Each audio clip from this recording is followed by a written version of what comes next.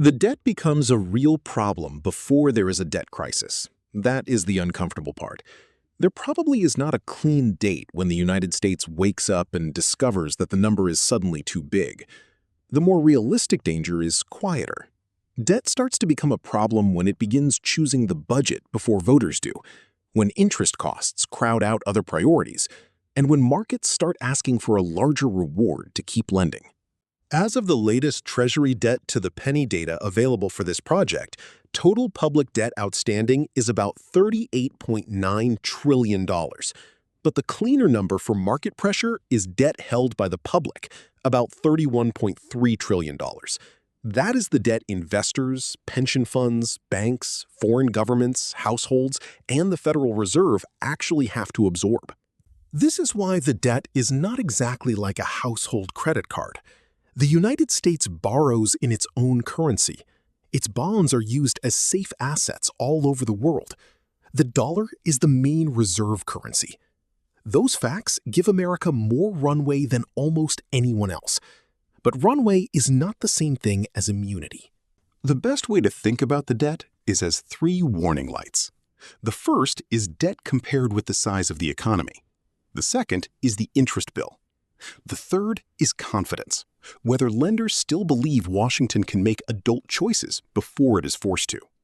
CBO's 2026 baseline puts federal debt held by the public at about 101% of GDP in 2026.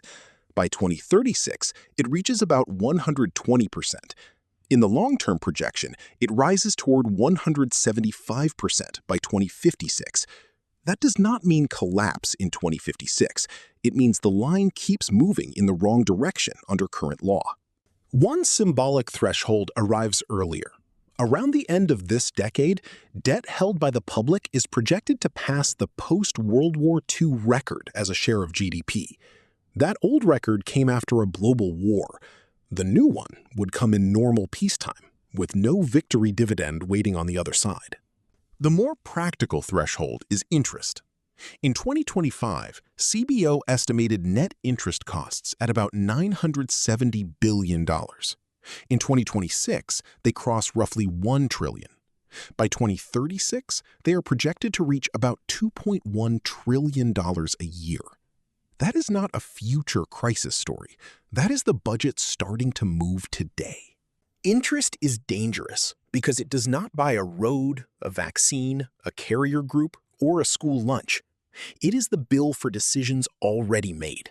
When that bill grows, Congress can still spend on other things, but it has to borrow even more to do it. That is how debt stops being a number and becomes a treadmill. In 2026, CBO projects about $5.6 trillion of federal revenue and about $7.4 trillion of outlays. By 2036, revenues rise to about $8.3 trillion, but outlays rise to about $11.4 trillion. The gap never closes. A country can run deficits. The problem is running large deficits when debt is already high. Markets usually do not panic because a number crosses a round line. They react when the story changes. If investors start believing that U.S. debt will keep rising faster than the economy, they may demand higher yields. Higher yields raise interest costs. Higher interest costs increase borrowing. The loop tightens. America still has huge advantages. Treasury markets are deep. The dollar sits at the center of global finance. During shocks, money often runs toward U.S. government debt, not away from it. That is why the debt problem can look harmless for a long time.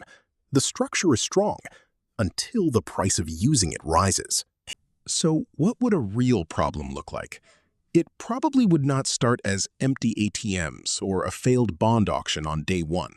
It would look more like a steady premium on U.S. borrowing, more budget fights centered on interest payments, more refinancing at higher rates, and less room to respond to recessions or wars. The scary part is that this can look boring for a long time. A small rise in yields sounds technical, but on tens of trillions of dollars, it can become hundreds of billions in extra annual cost. This is the slow trap. The government does not refinance all of its debt at once. Old debt rolls over gradually, That means higher rates take time to fully hit the budget. It also means the country can underestimate the problem for years because part of the pain is always still waiting in the pipeline. There are also built-in fiscal cliffs. The Highway Trust Fund is projected to face pressure around 2028. Social Security's Retirement Trust Fund is projected to run short in the early 2030s. Medicare's Hospital Insurance Trust Fund is projected later. These are not the whole debt problem, but they force choices into the open. The danger is not that America suddenly cannot print dollars. The danger is that printing or borrowing too freely can damage trust in those dollars. A country that borrows in its own currency has more options than a household, but those options come with inflation, credibility, and political costs. Could the United States grow out of this? Faster productivity would help enormously. So would more workers, cheaper healthcare growth, and stronger investment. Artificial intelligence, energy production, and immigration could all change the path. But growth has to beat the math. If deficits stay large, growth alone has to do heroic work. The optimistic version is not impossible. It just requires the economy to surprise on the upside while the budget stops surprising on the downside. The actual solutions are not mysterious. Raise more revenue, slow some spending growth, reform health costs, adjust benefits carefully, or combine smaller changes early. The hard part is political. Every year of delay makes the eventual adjustment more abrupt because interest is still compounding while Congress waits. Those choices can be mixed in many ways, but the timing matters. Small changes made before markets lose patience can stabilize expectations. Sudden changes made after confidence breaks can hurt more because the country is bargaining from weakness instead of planning from strength. So when does the debt become really a problem? For the federal budget, it already is. Interest is already large enough to compete with major national priorities. For the broader economy, the danger window gets more serious in the 2030s, when debt ratios are higher, trust funds force decisions, and interest costs keep climbing. That does not mean a crisis is guaranteed. It means the margin for denial gets smaller. A rich country can carry a lot of debt, but it cannot carry infinite political avoidance. But the true crisis line is not a date. It is a behavior. The debt becomes a crisis when investors stop treating U.S. borrowing as a boring, safe asset and start treating it as a political risk. You would see it in yields, in inflation expectations, in auctions, and in the premium America has to pay. That is why staring at the debt clock is less useful than watching the interest bill. A $40 trillion headline sounds terrifying, but the budget cares about the cost of carrying it. If rates are low and growth is strong, debt is easier to manage.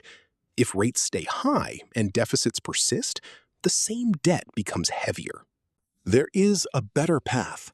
It does not require paying off the entire debt. It requires stabilizing debt compared with GDP, so the economy stops carrying a larger burden every decade. That is a much smaller goal than panic headlines suggest, and still a much bigger goal than current politics seems ready to deliver. There is also a worse path. Keep borrowing in good times. Wait until markets or trust funds force the issue, then try to make sudden cuts or sudden tax increases under pressure. That is how a rich country can turn a manageable math problem into a confidence problem. The difference between those paths is not whether America has debt. It is whether the debt path looks governed, or whether it looks like something no one is willing to touch until the market touches it first. The answer, then, is not tomorrow, and it is not never. The U.S. debt is already a real constraint. It becomes a serious national problem during the 2030s if the path does not change. It becomes a crisis whenever markets decide that Washington has lost the ability to stabilize it. No cliff has to appear for the danger to be real. The corridor just gets narrower. The earlier a country changes direction, the less dramatic the turn has to be. The later it waits, the more the debt stops being a debate about the future and becomes the thing writing the future for everyone else.